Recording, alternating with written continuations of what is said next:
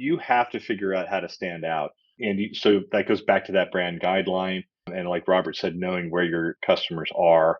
And I'll be frank, I don't know a thing about TikTok other than all the silly videos I've watched. I have no idea how to use it for business, but I know that we have used Instagram and Facebook for business, for retail businesses very successfully, or at least I've seen my clients use it very successfully. Growing a business requires a holistic approach that extends beyond sales and marketing. This approach needs alignment among people, processes, and technologies. So if you're a business owner, operations, or finance leader looking to learn growth strategies from your peers and competitors, you're tuned into the right podcast. Welcome to the WBS Podcast, where scalable growth using business systems is our number one priority. Now, here is your host, Sam Gupta. Hey everyone, welcome back to another episode of the WBS Podcast. I'm Sam Gupta, your host and principal consultant at independent ERP and digital transformation consulting firm Elevate IQ. Social media offers one of the biggest opportunities for e-commerce companies. The opportunity could include starting from influencer marketing to targeting ads on social media. Yet, not many companies truly understand how to take advantage of social media. The company that really understand the nuances of each platform are crushing with their numbers, whether you talk about LinkedIn influencers or TikTok.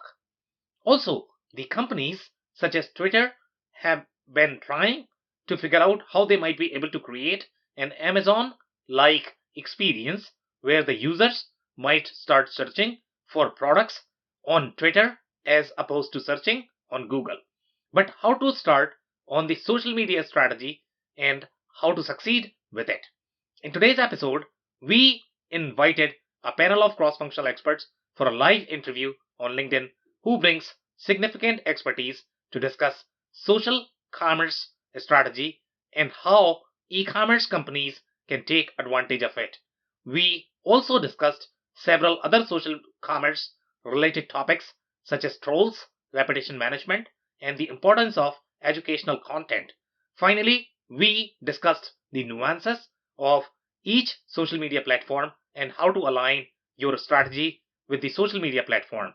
With that, let's get to the conversation. Hello, everyone. Welcome to today's show. And if you're joining for the first time, this is part of our e-commerce series, for which we meet every Wednesday at 5:30 p.m. Eastern. We pick one topic related to e-commerce, and we always have an expert panel that is willing to share their insight and wisdom.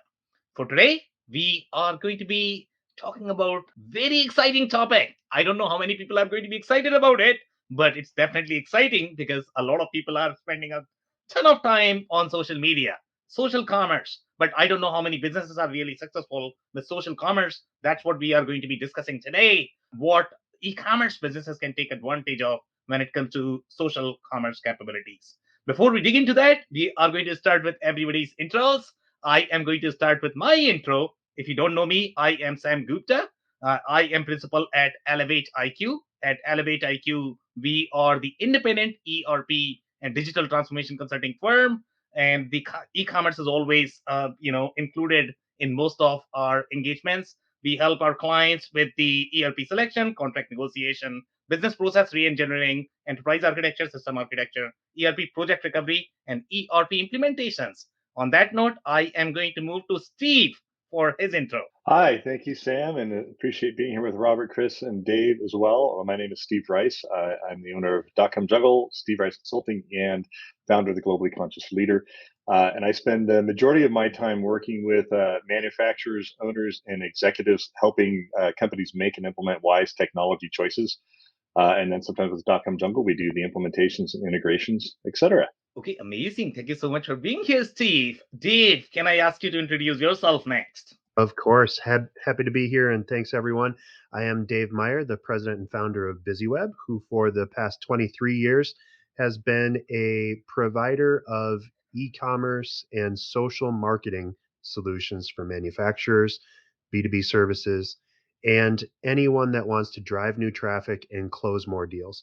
I'm super excited to be here today because I do a ton of work with social media for my clients and on behalf of our entire team. So this is going to be a fun one, Sam. Thanks for inviting me.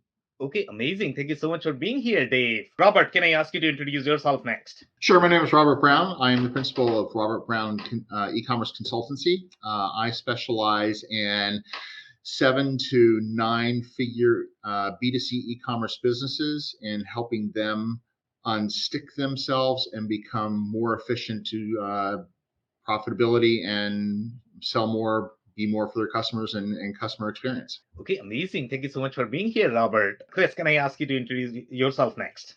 Of course. Great to be here, Sam. Thanks for having me. Great to see everybody today. Chris Harrington, President and COO of Gen Alpha Technologies. We are a digital commerce software solution company for original equipment manufacturers and aftermarket organizations. This is an area that I think has a really big opportunity in the future for the types of clients that we work with, but I have to say it's still very new for many of them. So I think it's going to be a fun conversation. I'm looking forward to learning from everybody here as well. Okay, amazing. Thank you so much for being here, Chris. And if you're joining for the first time, if you're in the audience, if you have comments, make sure you are going to post them. We are going to be covering during the show. If you cannot get to them during the show, our panelists are going to make sure that you get your answers. On that note, I am going to start with the first question, and that is going to be Steve. Let's say if I am looking for the strategy for social media for the e-commerce businesses, how am I strategizing? I mean, if you talk about just posting randomly on LinkedIn, Instagram, anybody can do that. But when you are talking about real strategy, I think it's hard. So, Steve, how would you define the strategy? Well, first, I would start at the 30,000 foot level, regardless of the platform you decide you're going to use. I think you need to identify what probably everybody here knows as SMART goals. You need to have specific goals that are measurable, they're attainable, and they're also relevant. And you have to measure them over time. And your goals should align with your high-level business objectives. And you want to avoid. This is the way you avoid vanity metrics. It's kind of like nobody cares how many followers you have if you have $0 in sales, right? That's so for overarching, I'd say you want to have your SMART goals. You want to have a set of brand guidelines because you need a set of rules that every single person on your team is going to be using because you're probably going to have multiple team members, especially if you're on Twitter. I think one of the recent suggestions says you should be tweeting 10 times a day, and that's a lot. So also I'd say one of the bigger piece of your strategy is you should decide how you're going to deal with trolls because they're going to show up. After that, then you got to tackle each individual platform. And as I saw the questions that are coming up where we talk about nuance, like what's the nuance between each one? Each platform's different and it's also the same. So I'd start off with that 30,000 foot view, if that's a good answer for you, Sam. Very cool. And I have no idea how many businesses are going to be familiar with what a troll is. Do you want to describe what a troll is as far as social media goes? Well, a troll might be the digital version of what Will Smith did to Chris Rock the other day on TV. Okay. A troll is someone, I saw an example actually of somebody who sold coconut water. This was a couple years back, and somebody trolled them and said, that stuff tastes like urine. I'd rather drink that. And that company actually decided to post a picture of one of their marketers saying, give us your address and we'll send you some of what you asked for. So, that's what a troll does. It's someone who's just putting you down, slagging you out there in public, and you have to figure out how to respond or not is sometimes the option too. Okay, amazing. Thank you so much, Steve, for that. Dave, so I'm actually going to come to you. So in terms of the strategy, how would you define the strategy? And I don't know, I mean, I have a feeling that you should be expert at handling trolls. And maybe you can tell me a couple of stories how you handled them in the past. Oh, sure. That's super fun. I think for strategy on social media, the most important thing from my perspective when we're sitting down with a client that's trying to engage, especially at e-commerce, is to really understand your customer first and to set up what we call a buyer's persona. There's somebody also calls them, or you may also heard of them as buyer's journey or marketing persona. It's just a fictionalized version of your best customers. And you probably have a few different kinds of best customers. So you outline who they are, their age range, their demographics, their psychographics, meaning what makes them tick, what they're interested in. Probably most importantly, what social networks do they hang out on, and why are they on those networks? What are they looking for? What are they searching for? And then you build your social strategy to have the content built to engage that customer so that you start that conversation. It's social media. And the social part of that is you're expecting to have conversations and be able to talk back and forth with that customer, and they expect to be able to talk to you. And so part of coming back and talking with trolls, right, is if you have a good social strategy in place and you understand who you are and especially who your customer is, if someone's trolling you, you can answer them from your truth and who you are and what you do. And I'll share a story in a second. But B, you have to understand where that person might be. So you really need to link back. And my favorite example, and I'm a speaker and trainer for Google in addition to running BusyWeb, and I had this example. Google Business Profiles has a social part to it where you can launch and publish reviews, like 5-star ratings of the business. And we had a problem with a attendee to one of my events where they were getting all kinds of negative comments, kind of along what Steve was saying. But in this case, it was even worse. It was, this person came into my house, or, somebody from this company came into my house. They tried to do something inappropriate and they were stealing our stuff, blah, blah, blah, blah, blah, right? The company did some research and they discovered that it was actually a employee's or a former employee's significant other that was posting these things. And so what they actually did is they shared appropriately and shut down the troll by simply answering, we're so sorry that you had that experience.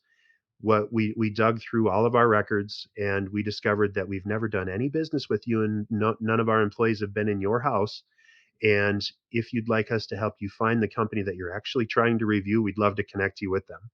Right. So, not us and blah, blah, blah. So the obvious thing with trolls is you want to respond and hit back. That's not the way to do that. The best way to respond to trolls is to acknowledge and move on. Sorry you had that experience. We'd love to take it offline if you'd like to talk more about it.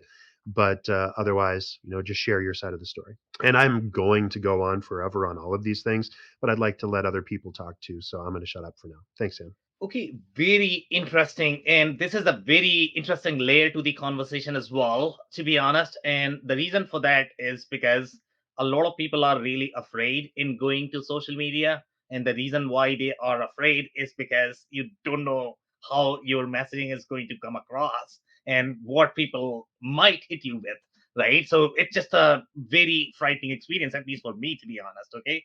I'm always afraid in whatever we are posting as a company or I'm posting, whatever I'm saying, I need to be careful. One of the things that most people might not know, and maybe you want to touch a little bit more on that, is going to be we have had this experience as well. And I don't know if it was somebody's significant other, that's a possibility, because you have the emotional connection and then you are definitely going to get one rating and really, if it comes from there, right? So in our case as well, we were getting like tons and tons of one rating.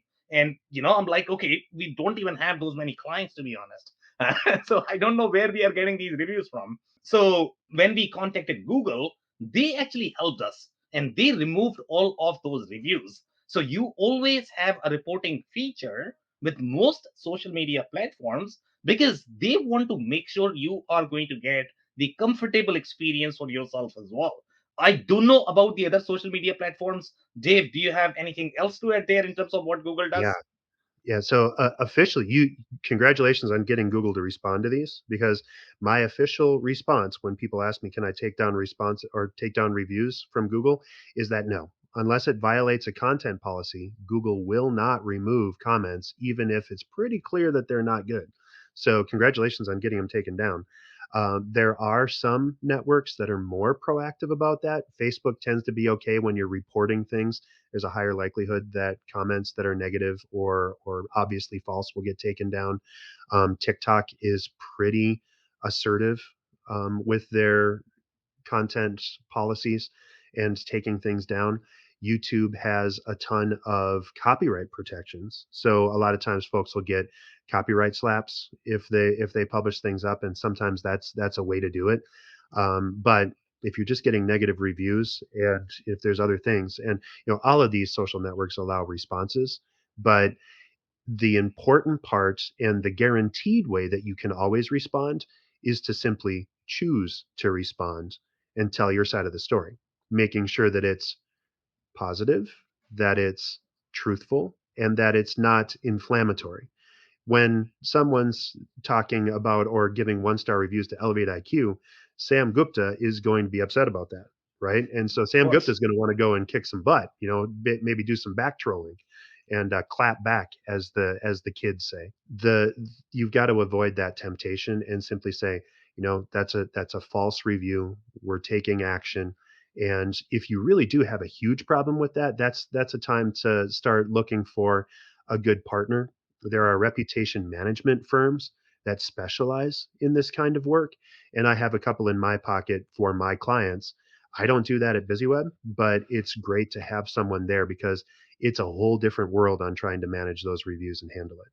And you kind of got to know when to walk away and when to just say, okay, I wash my hands of that. But if you have like 3,000 1-star reviews because somebody hates you, you've got to take some action. Okay, amazing. Thank you so much, Dave, for that. So, Robert, I'm actually going to come to you. So, obviously, you are working on your own social media strategy. I see you all the time on social media, and now, you are probably going to be advising your clients for the social media strategy. So, when you look at the whole comprehensive social media strategy, where would you advise them to start? What is going to be the strategy in your mind? Well, just as Dave and Steve were talking about, you have to understand who your customer is and where they're going to live. It makes no sense for you to start allocating all of your resources to TikTok if none of your customers are going to be there. Just because it's like, this is the buzzword. This is what the kids are talking about. This is where we need to be. If you can't justify your goals and your ROI on a particular platform, then there's no point in being there. So, and what Dave said, a lot of people mistake social media as just another broadcast channel, when in fact, you're supposed to have conversations and you need to be having conversations with the right people. And the only way that you do that is by publishing content that resonates with them and have those conversations. You will get people that will not be happy with you. And as Dave rightly said, you can choose to ignore that, but a better way of handling it is a truthful response, like, hey, I'm really sorry I dropped the ball, or, you've never been a customer of ours, so I don't understand why you're judging us this way. And I try to focus my content on what is going to resonate with my ideal customer. So when they see it, when they hear it, when they search for it, and that content shows up, they're going to go, oh, that makes sense to me. I understand. I want to come in, and I begin that conversation. But if you're just running ads, one of the biggest mistakes I've seen. So for a $20 million music reseller, they decided they had all the social media channels. They got rid of their social media people. They were sitting dead for a little while. They decided, okay, let's pick it back up again. And they just got a kid fresh out of college, and they just started publishing sales. That's it. Just sales, basically sales flyers. And I'm like, and the owner really was not happy because he wasn't getting any traction at all. He wasn't getting any likes. He wasn't getting any shares. He wasn't, no interaction whatsoever. He said, I'm wasting all this money with this kid and it's not going anywhere. And I said, well, you've got the completely wrong strategy. You hired a kid that doesn't know your business, who is just publishing content that nobody cares about. Where's the stuff that your ideal audience is going to go, wow, that's really cool? Like, where's that really cool Fender riff that's going to make everybody stop and say, hey, I want to play that, right? So that's the strategy is really focused on your specific business segment and your specific objectives. Okay, very cool. So I am actually going to add a very interesting layer there. And the kind of business that we are in, to be honest, I mean, all of us included, okay? With digital initiatives, it's very, very, very tricky business in general. It's very hard to make the customers happy because of the moving parts and the variables involved. And you are always going to have instances where you have done everything right, but the customer is still mad. And then you get the, let's say, the negative review on Google or wherever you are going to get. And now you are saying that you can respond to somebody who is going to be, let's say, if they are not your customer. And here you might respond to these guys, hey, I don't know you, who you are, you're not my customer. How would that go? How is that conversation gonna go? Can it turn into, hey, you are fake news, even if No, I think Dave said it perfectly. It's, we looked at our records. We have no record of doing business with you. I appreciate your concern, your frustration. If we can help you out, we'd love to do so. But, and you leave it at that.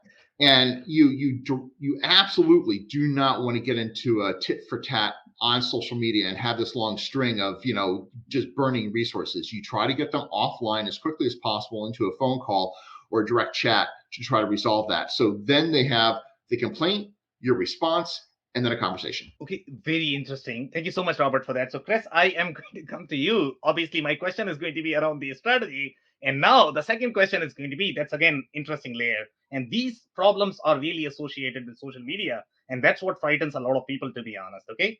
In some instances, people will not stop. Okay. They will keep bothering, and I have no idea what to do with them, to be honest. Okay, what would you do? Let's say you have responded that you are not my customer. This person is still complaining, sending screenshot, sending everything. Would you just stop? Would you continue talking? So strategy as well as this situation, Chris.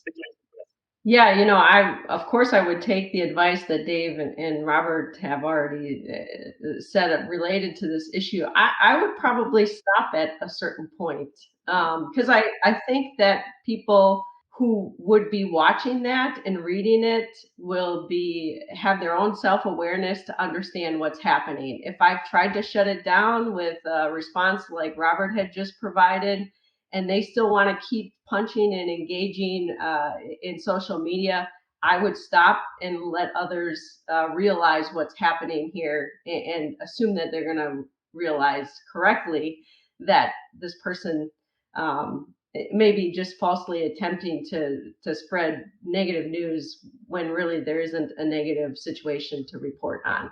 So I think from that standpoint, that's probably how I would handle that situation. Related to, I guess, social media strategies, I think this topic is such an interesting one for sure. And I love the 30,000 foot level that Steve talked about. I think the only, maybe addition that I would add to what everybody said here is that I would make sure that and we do this as a company, and we always educate the customers that we work with who have e-commerce platforms, is to be very authentic and to focus their content on the problems that they solve. So, when we think about putting together content strategies, we really need to think about, we first think about education. How can we educate? How can we inspire? How can we entertain others? And then sometimes we're doing our own promotion, right? And I think somebody said it here, and I apologize, I don't remember who, but people don't want to be served up your advertising all of the time. But if you've been doing a great job educating, inspiring, and entertaining, it's okay every so often to promote what you do as a company. It should be hopefully obvious in all the ways that you've been educating, but you could sprinkle in that promotion there as well.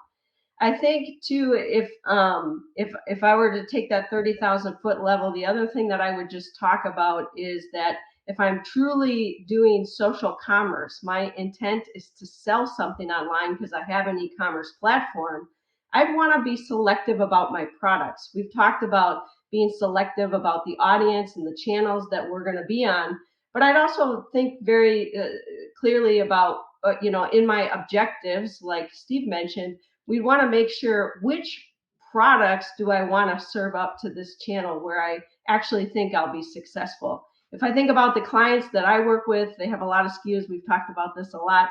Not every SKU should make it to a social channel, but there probably are some very valuable products that could be sold on these social networks, and certainly people are buying on them, and there's been a lot of hours on these social channels. So we should try to be identifying what products would fit the right channel and go after a strategy that way. Go ahead, Robert. You had a comment? Yeah, absolutely.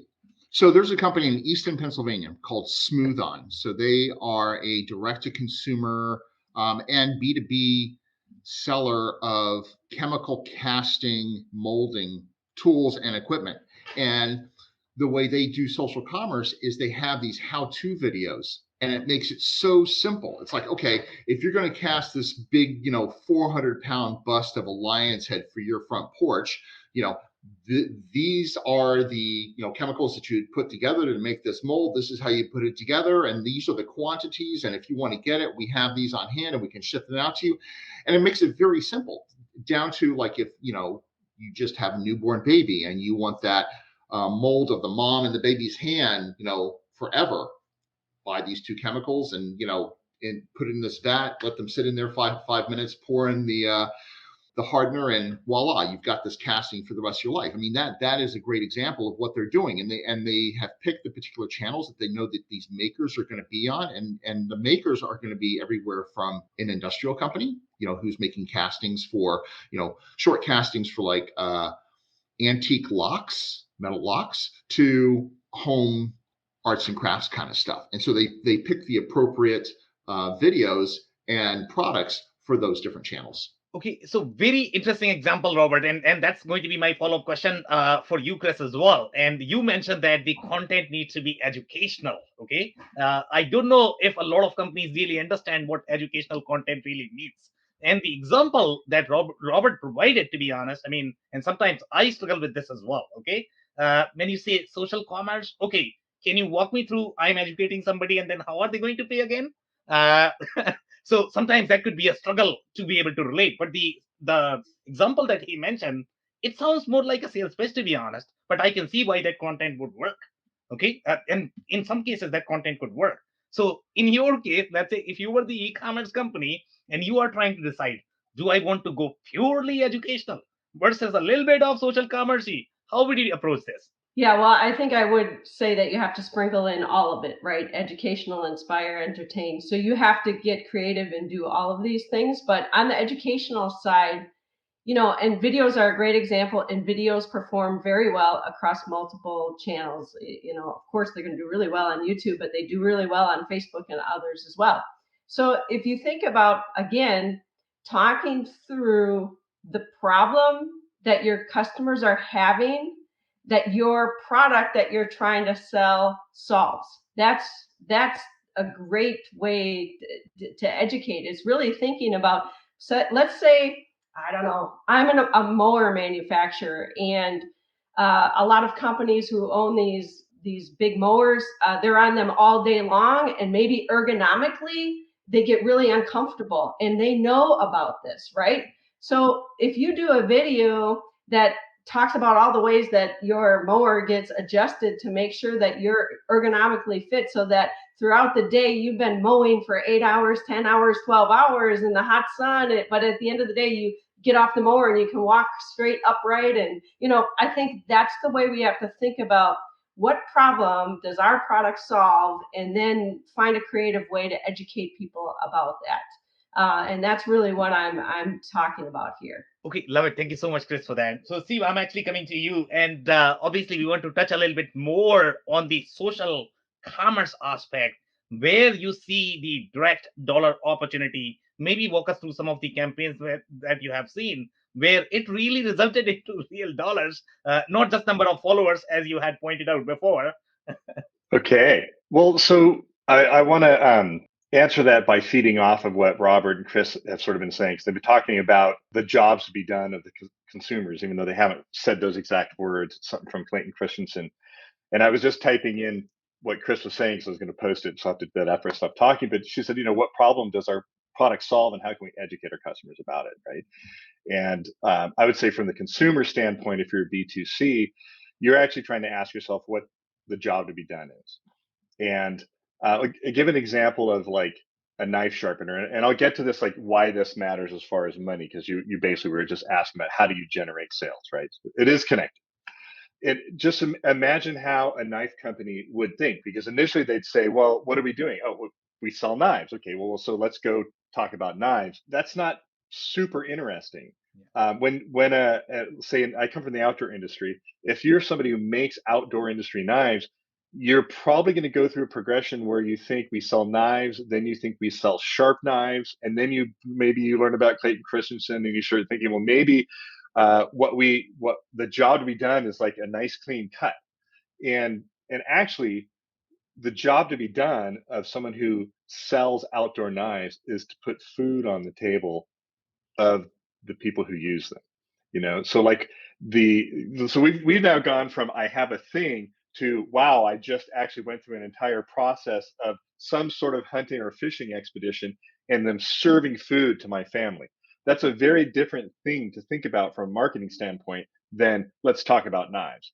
So if you take that, going, the I'm putting food on the table, you now have a wealth of things that you can talk about from a marketing perspective that are actually interesting on YouTube. This is where how influencers got invented, because you have hunters and fishermen out there who are doing just that, talking to the people who want to do just that, and you get to now put a knife right in their hands and either be in their show with them saying, I've got this great knife from Benchmade, or you're in your own show and you've got great famous hunters, and maybe you get Bo Jackson to be on with you and he's using your knife. Now you have a whole nother separate social impact kind of marketing program. And that's if we're talking about the 30,000 foot level and how to put it into action, it's how you take that thing you're making and move through to that spot where you actually understand what it's really accomplishing for the people that are using it. And then your marketing becomes fun. But this is a lot harder for someone who sells steel molds to make plastic widgets, right? In fact, I'm not even sure I would want to take that on. I'll hand that off to Dave. But so once you do that, now you're talking about high quality YouTube channels that are actually driving product, driving sales. And when you start feeding your products through Facebook into Instagram, and you're connecting all these stories back and forth across just using those three platforms, we're still talking B2C, you can drive a lot of revenue in the millions of dollars. There's a couple outdoor companies that I can't name because of NDAs that are actually doing just that. Okay, very interesting. And by the way, if you can make ERP interesting, you can probably make anything interesting. So, as long as you are focusing on the application and and doing it right, you can probably make anything interesting. So the follow-up question I'm going to have for you, Steve, is going to be, I'm going to add another layer. So right now you gave a great example of how to think about content, to be honest. When you focus on the application, you make that really, really interesting. Now, when you look at these platforms, each platform has its own nuances, and I think Robert touched on it, Chris touched on it a little bit as well. But when you are thinking more from the strategy perspective, so I know that you gotta find your customers where they are hanging out. You probably need to figure out, okay, whether it is going to make sense for a specific channel or not. But when you look at the platform specific nuances, do you have any insight in terms of what these people who may have never used social media and they want to find out, okay, what is so special about LinkedIn versus YouTube versus some other platforms? Do you have any nuances that you might be able to share any insights on? Yeah, I realized when I was thinking about that question that I have my own biased opinions, and I thought I'm going to go look up some facts. And I found some interesting information that, if we're talking about B2B businesses, LinkedIn makes up over half of all the social traffic to B2B websites and blogs. And it then actually represents 80% of the leads that are sourced through social media. So if you're a B2B company, that's clearly the place to be. I also assumed, for some reason, YouTube wasn't even on my radar, and you brought it up right before the meeting that it's been on your radar. YouTube is actually the number 2 social media platform for B2B companies. Yeah. And it's incredibly evergreen. And it's probably more important to have video there than it is to have video and podcasts connected to LinkedIn in podcast apps. So that's LinkedIn. I mean, if we're going to talk B2B, we're talking about LinkedIn. Yes, you can be other places, but I think you're going to spend the majority of your time probably in LinkedIn. B2C, I'm a big fan because I deal with some pretty big retail websites, and I'm sure Robert does too, of making sure that whatever the platform they have feeds into Facebook, feeds the products into Facebook, and then therefore also feeds them into Instagram. because you can have if you're active in both of those platforms from a retail standpoint, you can actually create a lot of traffic, and you can tag your individual products inside those platforms and send people back to your website for them. So I think, to me, I think Facebook and Instagram are a little more retail oriented. I think Twitter Twitter has 220, here's some facts, 220 million active users and 500 million tweets. Instagram has 500 million daily users. So we're talking between Instagram and Twitter, they're averaging something like 350 to 500,000 posts a minute. Right? So you have to figure out how to stand out. So that goes back to that brand guideline. And like Robert said, knowing where your customers are. And I'll be frank, I don't know a thing about TikTok other than all the silly videos I've watched. I have no idea how to use it for business. But I know that we have used Instagram and Facebook for business, for retail businesses, very successfully, or at least I've seen my clients use it very successfully. Okay, amazing. Thank you so much, Steve, for that. So, Dave, I am coming to you, and you are going to get the question of the day, to be honest. And the way I know Dave can make anything interesting. Okay, so today we are going to be talking about how to make molds interesting, because that is going to be the question for a lot of manufacturers and the e-commerce companies. When you are selling really boring stuff, there's nothing exciting to talk about it. So, how would you make that interesting? Oh, just you wait. Okay, so here's the deal. With social media in general, you have to do three things, and I'm going to give you the ratios in which to do the three things, right? So you need to engage, you need to inform, and you need to convert. Okay, so engage is about 50% of what you should be doing in your social media. Inform, educating people on what to do, is about 30%, and then convert is about 20%. Now, this is just based on the classes that I've taught and things that I've done on behalf of Google and other places. So if you're doing those three things correctly, and if you're not just one trick ponying and doing, just all sell, right? So if you're doing all that convert, the people that were just posting on the stuff, nobody likes that. It's like a conversation, and you have to have a give and take in conversation. So how would I make molds interesting? First, I would know who my customer is, right? I'm going to be a broken record on that. If my customer has a very specific need, I'm going to shoot video of that specific need being met, and I'm going to post that in different and interesting ways. So you're going to come back. We talked about YouTube. Not only, Steve, is YouTube the number 2 social media, it's actually the number 2 search engine after Google, right? So there are more people searching on YouTube than all the other search engines combined, other than YouTube or other than Google. So if you're posting thoughtful, helpful content, and if you're solving problems for your customer, you're going to reach those people. Now, I want to get tactical for a second, because a lot of our viewers are probably asking, okay, well, that's great, but so I'm doing this 50-30-20 thing, Dave. I'm engaging, I'm informing, I'm converting. So how do I get people to actually buy?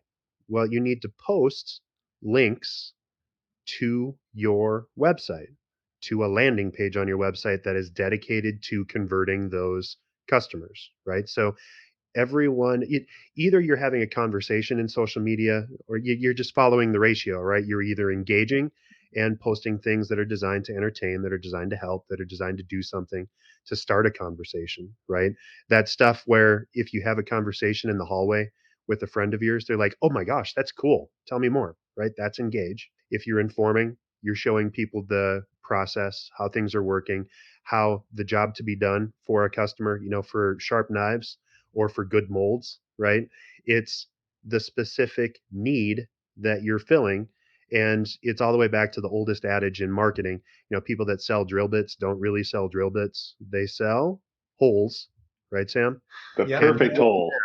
They're selling what the hole is needed for, right? Yeah. So it's how to use our drill bits to drill out the right amount of material in your given mold or whatever, right? So if you're bringing all that back and you're putting it in, and you've got a short code or a link that goes back to a tracked landing page on your website, and you use that as the beginning of an engaging conversation to almost make it like a choose your own adventure, right? Where if they're going to download this white paper or check out this infographic or check out this whatever thing, And then you start a conversation with them by using a tool like, in my case, HubSpot, to automate the response and give them more of what they're looking for so that it feels like a conversation with your customer and you're actually solving their problems. You're getting their jobs done. They've got sharper knives, they've got better molds, whatever it is. Then you start actually growing your business. So, social media by itself is nothing. It's just a way to shout out and to start conversations. And if you use it wrong, if you're just using it to shout at the street corner, like the old soapbox guys, right? You're not going to get anywhere, right? So, what you got to do is make sure that you're engaging people, that you're connecting with them, and that you're taking them along on the ride with you. And if you can get them to that spot where you can actually start converting, that's where the money is. And then you also have to play, right? So social media shouldn't be boring. You asked Steve what social networks are good for which things. He mentioned LinkedIn. I agree 100%. It's a little hard to stand out in LinkedIn unless you're boosting and like driving traffic, unless you're very, very dialed in. So I encourage folks, if you're looking at LinkedIn, to engage with groups and to always use the hashtags so that you're showing up in searches related around specific things. If you're doing Instagram or um, Facebook, you probably want to be, again, kind of engaged on groups on Facebook, but also on Instagram, really leaning on the hashtags for when people are searching. But also go with the play part because Instagram, very visual and very connected and engaging. Same thing with YouTube videos. You want to have something helpful, and that's kind of an ease for everybody. I mean, everybody uses YouTube, and it's really helpful across all networks. But have you guys heard of the Blend Tech people? You've probably heard it more by their most popular YouTube series, Will It Blend? These are the guys that would drop almost anything into their blenders. Like, here's a brand new iPhone. Let me drop it in this blender and see, will it blend? You know, they had fun. They played with their product. They played with their service, and they actually did something engaging.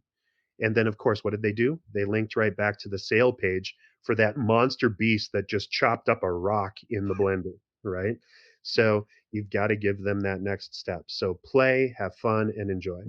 Yeah, and by the way, that show is really fun, to be honest. I mean, I just don't remember the name of the channel, to be honest, Yeah, but the yeah, show is very engaging. Once you describe, then I know that, yeah. okay, which show It you was are the talking Blend Tech, about. will it blend? I forgot to talk about TikTok because that's probably the hottest and best way if you want to connect with younger folks. Yep. You have to play by the rules of TikTok, though. Don't get onto TikTok and have a 3-minute long blog about you talking through your newsletter, right? That's boring as watching paint dry.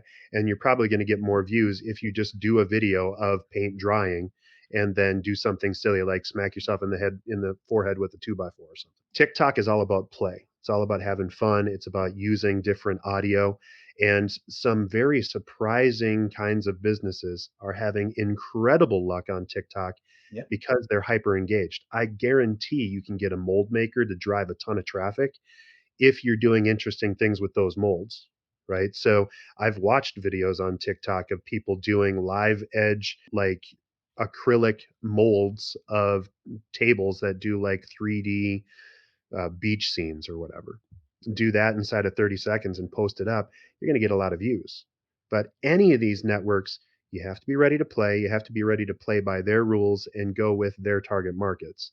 And then just to be a social media expert or guru or to be successful in social media, what you need to be willing to do is tinker. You need to play, you need to have fun, you need to push the envelope, try things out, take what works and do more, and what doesn't work, shrug it off and try something else.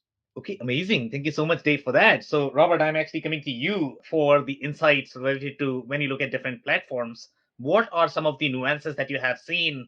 And with respect to social commerce, how would you take the strategy on different platforms? So let's start with TikTok.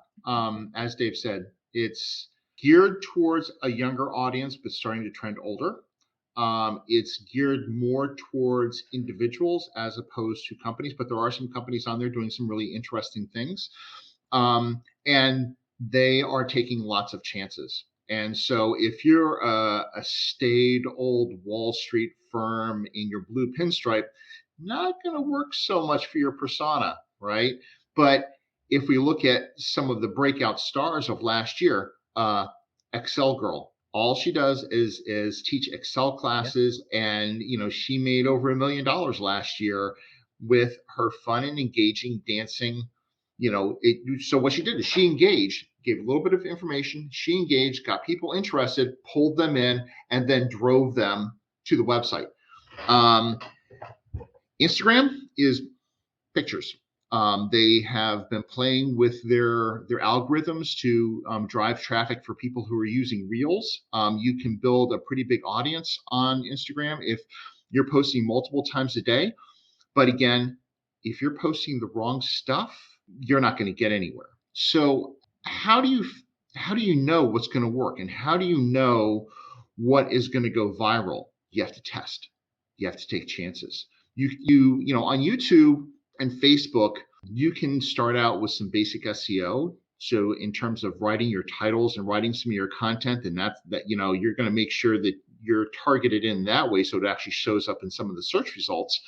You can use some back channel testing of videos in your own user groups or off channel, not off channel, I would say off brand accounts that you have that aren't directly related to your primary account. So you can throw some videos out there and see which gets more engagement, and then pull the one that gets the most engagement and then publish that to your primary account. You can do the same thing with your content. So it's you can actually use some of the classic marketing techniques of A/B testing or multivariate testing to see which is going to work better.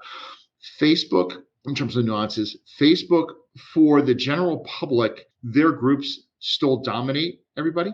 They have the best groups. They have the most variety. They're huge. I found personally, LinkedIn groups are typically just broadcast channels for a particular brand, and I don't get an awful lot of interaction in there of the ones that I have joined.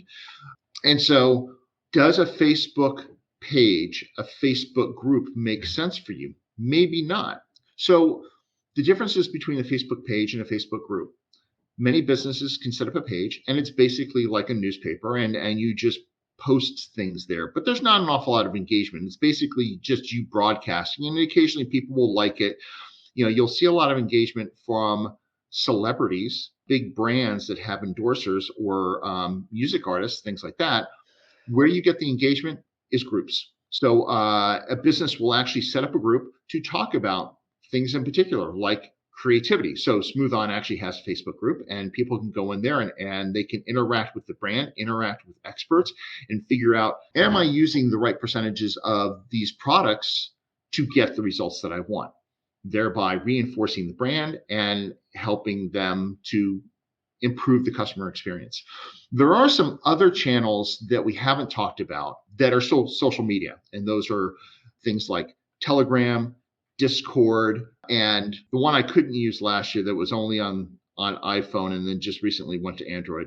Oh, that's Sam's favorite. Clubhouse? Clubhouse, yeah, Clubhouse. Reddit, right? Oh, I personally, I love Reddit. I am deep in Reddit, and that is a great channel as well. So it's kind of like a kid in a candy store, right? So which one do you go to? It goes back to figuring out where your persona is, your ideal customer, your avatar, and start small, do it well, slowly expand. Do not spread yourself too thin. Otherwise, doing too much, you're going to do badly. Do one well, then pick the next. Very interesting. So you mentioned a lot of different channels, and I'm not even sure if people are going to be familiar with that. So let's start with channels such as Discord or Telegram. And again, the topic is social commerce, and you are trying to make some money out of it, right? How would you make money from Discord, let's say, if you're a brand? Just like any of the others, you're having conversations with people, talking to them about your molds. So I have a little bit of experience with molds. I am also a game designer, and so I've had conversations with Chinese manufacturers and U.S. manufacturers about having injection molds made, and am I going to use steel? Am I going to use aluminum? And that's probably getting too deep in the woods for some people, but you can certainly make it interesting to talk about the differences of them. And if they're going to ask questions about it, you should be prepared to answer them. Why should I use steel versus aluminum? What is the life cycle of aluminum versus steel? How much, what's the lead time? Things like that. The simple stuff. Certainly there's a cost difference in making them. 10,000 for what I was doing for a single mold in steel, or 5,000 in aluminum. It's like, oh, that's a lot of money. And so, but you have a good conversation, and you have a strong call to action. And I think that's the one thing that we haven't mentioned here is we've talked about driving them to a page. You have to really have a strong call to action, regardless of the platform that you're on. Dave did talk about having some automation. You can absolutely have automation in any one of these platforms. Like Facebook Instant Messenger has great automations in it. It will actually tell you. So I help my wife with her dance studio. And when we have customers come in and start asking questions, we drive them to Facebook Messenger so we can start that conversation with them. But Messenger actually prompts us with their AI and says, hey, customers have been asking this question a lot. This is the answer that you've been giving. Would you like us to automate that response? Yes. So instead of my wife constantly being barraged with what's class cost, what ages, where are you located, Instant Messenger answers that automatically for her, instantly stepping them forward 3 steps to, hey, can I come in for a trial? And, so there are tools out there that will facilitate that for you. Okay, amazing. Thank you so much, Robert, for that. So, Chris, I am actually coming to you. And since we are talking about many different channels, and I really don't know what mold makers are going to do on Discord. Maybe you can convince me, if they are going to hang out on Discord, because most of the time it's probably going to be developers. And maybe there are some communities. I mean, there are a lot of manufacturers on Discord. Industry 4.0 is phenomenal overall, but the Industry 4.0 community is very developer centric in my mind. So when you look at these channels, what are some of the nuances that you have seen, and which are going to be fit for whom? Chris? Yeah, I think everybody did a great job covering the nuances. I can, in fact, sit here and listen to it. I think, something that's coming into my mind here, that social is a place where you have the conversations, you engage, and we've been hearing these words and we've been talking about these today. I think a big challenge for companies is that often this can't be just left to your marketing team, because they typically don't have the stories, the experience, or the knowledge. And this becomes the challenge for companies to get into these channels, is that you need a subject matter expert who can engage and have these conversations, who can get active. And I will tell you that hands down, that's one of the biggest challenges that I see with many companies. That yes, they overcome the risk that we talked about earlier, but now who's going to do it, right? They have to identify the people in the company who have that information to share, who are reputable, that can help them build the authority on that channel, so that they're going to take that call to action that we create for them to clearly take a next step. But it's really identifying and uncovering on your team who can be active in those spaces. And that's why it is so important to start small, really identify, give those people experience, because most often even it's going to be new for them. So that would just be something that I would share, maybe not so specific as a nuance to all the different platforms. But I think you have to look at the demographic of that subject matter expert, and make sure they can speak to the demographic in the channel that is most popular for them. So that's what I would add there, Sam. Yeah, very interesting. So I am going to give you a very interesting scenario. And marketers are amazing because they have these crazy ideas, and at times it might not be the most comfortable for subject matter expert. So Chris, I don't know how you would feel about dancing on TikTok. And let's say if your marketer is going to come to you and they are going to say, you know what, TikTok is hot. Okay, Chris, if you could pull off a dance on TikTok, yeah, it's going to be viral, and we are going to be selling a lot of products. How would you feel about that? Let's say if I give you that scenario. Well, my first question would be, yeah, it's hot, but what's our objective here? To make me look foolish, or really, what's the objective, right? So if if I'm going to dance and it's truly going to lead to something really valuable for my audience, then maybe I'm willing to take that risk. But I have to, my first question is, what's the objective? What are we trying to do here? How can I, if I'm looking to entertain, I still want my entertainment to have a really good objective for the company, rather than just me looking foolish and getting followers, maybe like Steve mentioned, but maybe they're not really going to lead to a sale. Yeah, and I can see how that conversation is going to go with your dance teacher, Chris. If you are going to say, okay, what is the objective for dance? It's supposed to be dancing. Just dance. Am I ballroom dancing, or what kind of dancing am I doing here? Interesting. And I don't know if anybody is going to have comment on, I think we have a very interesting comment related to Discord. If anybody wants to address that, we can take that. So Discord is go ahead, Robert. So I think that raises it ties into what Chris is saying and the LinkedIn user. So we need an SME, right? And trying to take an SME out of actually doing their job and having them available for answering social media content 8 hours, 40 hours a week really isn't doable. They have another job to do, and having a marketing person do it isn't well. Where I have seen it work really well, there's a company called Sweetwater. It is actually the largest music retailer in the country, and they spend a lot of money and time training their support staff and their quote engineers, right? And so these guys get the training from the manufacturers and their internal SMEs to be able to handle that first level and second level kind of question and support, and they do it in a pod environment. So they actually sit in pods of 4, 5, and 6 people. So they actually trade off. When they don't know something, they know somebody in their pod would. And so it can certainly, Discord can be played the same way. You can answer those questions from a support perspective, or you can answer it from like an inbound product perspective as well in a pod environment. So it puts less stress on an individual and it shares that knowledge base. Okay, amazing. Thank you so much, Robert, for that. So the only thing we can take right now is going to be closing advice.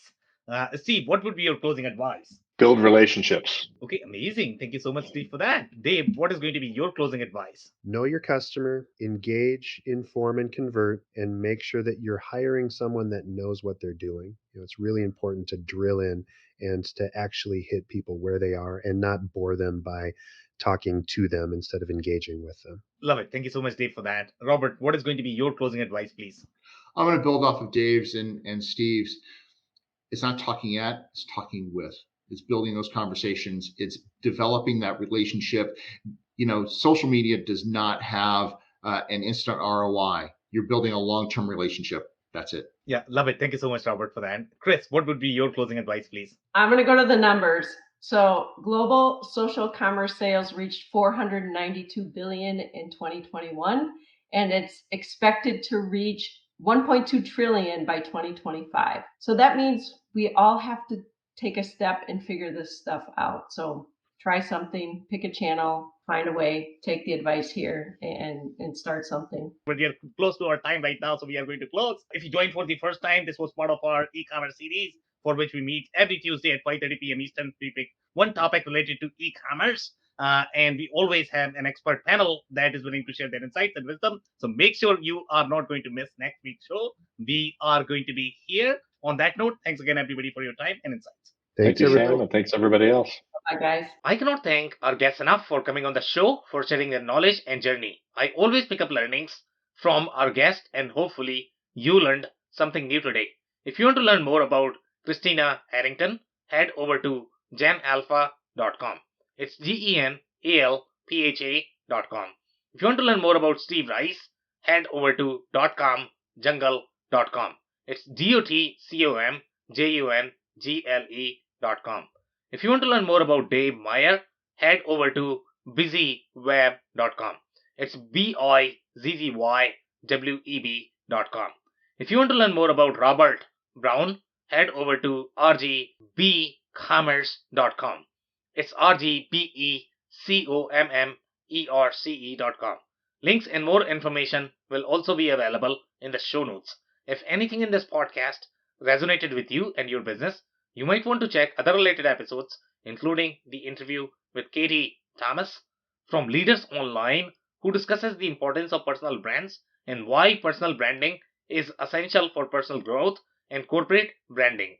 Also, the interview with Aman Alani from Sahol Cold Brew, who discusses the unique challenges and important metrics for a consumer brand and a food and beverage company. Also, don't forget to subscribe and spread the word among folks with similar backgrounds.